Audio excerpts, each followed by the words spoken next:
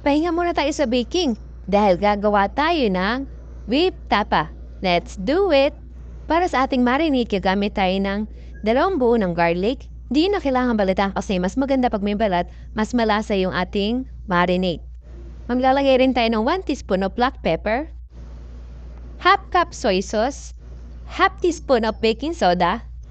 We put baking soda kasi it helps the whip to tenderize. And maglalagay rin tayo ng 3 tablespoon of calamansi juice.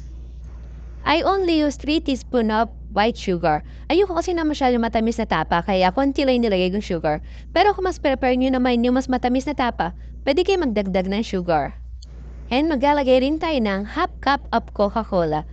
And gumamit ako ng food processor para madurog talaga yung ating mga bawang. At kung blender naman ang available sa inyo, pwede nyo rin itong gawin. After nating mahalo ang ating marinade, pwede na natin siyang isalin sa whip.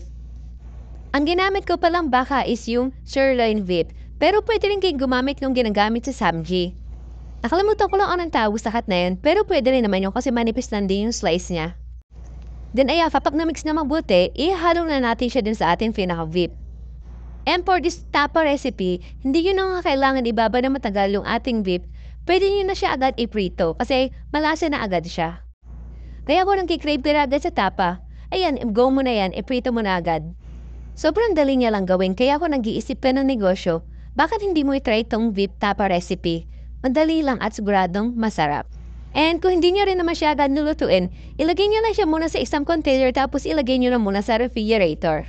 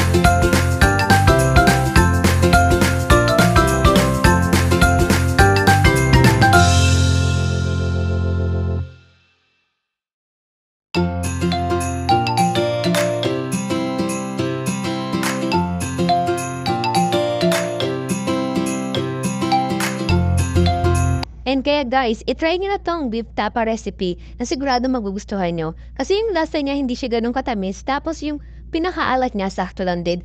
Saktong-sakto lang yung lasa niya kaya sigurado magugustuhan nyo.